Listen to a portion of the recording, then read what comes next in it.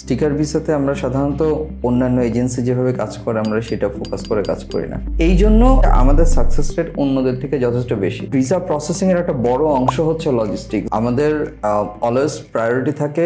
Hello everyone, this is lily from sticker visa. আজকে আমাদের সাথে আছেন অবসাদ চাঁদ, আমাদের প্রিয় নাইম স্যার, যাকে আমি খুঁজে কখনোই পাই না। 1 মাস ধরে আমি ওনার পিছে ঘুরতেছি, স্যার সেশন করতে হবে, সেশন করতে হবে, সেশন করতে হবে, বাট উনি বিজি। একদিন ওনার মন খারাপ নাকি একদিন ওয়েদার ভালো থাকে না, স্যারের কোনো না কোনো এক্সকিউজ তো থাকেই। তো আজকে আমি ফর্মালিটি কিছু করবো না, ডিরেক্ট আমি সেশনে ঢুকে যাবো। আয়ারল্যান্ড স্টাডি ভিসা রিলেটেড আদ্যপান্ত সব আজকে খোলাসা হবে। আচ্ছা, ওকে স্যার। স্যার, প্রথম প্রশ্ন, why sticker visa is best for Irish studies visa? মানে মার্কেটে অনেক এজেন্সি শোনা যায়, বাট আমরাই কেন বেস্ট? আমরা আসলে স্টিকার ভিসাতে আমরা সাধারণত অন্যান্য এজেন্সি যেভাবে কাজ করে আমরা সেটা ফোকাস করে কাজ করি না।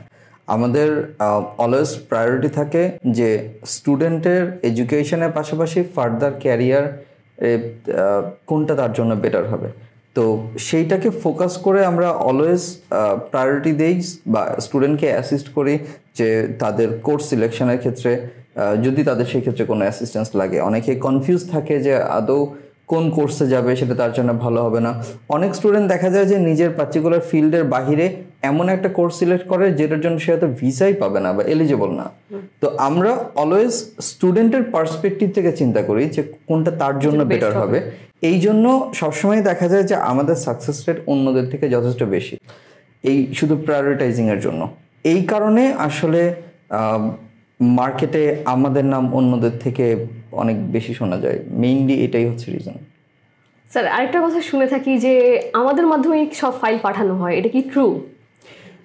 এইটা ট্রু বলতে বিষয়টা হচ্ছে কি যে মোস্ট অফ দ্য এজেন্সি যারা আয়ারল্যান্ডের স্টুডেন্ট ভিসা নিয়ে কাজ করে, যেহেতু ভিসা প্রসেসিংয়ের একটা বড় অংশ হচ্ছে লজিস্টিক্স, যে বাংলাদেশে অ্যাম্বাসি নেই, পাসপোর্ট ইন্ডিয়াতে পাঠাতে হবে, মোস্ট অফ দ্য এজেন্সি আমাদের মাধ্যমেও ওই সার্ভিসটা নিয়ে তারপর ইন্ডিয়াতে অ্যাপ্লিকেশনগুলো পাঠায়। হ্যাঁ, কিছু কিছু এজেন্সি আছে যারা হচ্ছে অ্যাপ্লিকেশন আমাদের ইন্ডিয়ান অফিসের মাধ্যমে, আমাদের ইন্ডিয়াতে যে অফিস দিল্লিতে, সেই অফিসের মাধ্যমে সাবমিট করে। সো বাংলাদেশের অফিসের মাধ্যমে হোক বা ইন্ডিয়ার অফিসের মাধ্যমে হোক, we almost cover all the agencies. যে কারণে টেকনিক্যালি এটা বলা যায় যে বেশিরভাগ এজেন্সি, হ্যাঁ অলমোস্ট সবগুলো এজেন্সি আমাদের মাধ্যমে অ্যাপ্লিকেশন ডিরেক্টলি অর ইনডিরেক্টলি হচ্ছে আমাদের অ্যাসিস্ট্যান্স নিয়ে প্রসেস করে।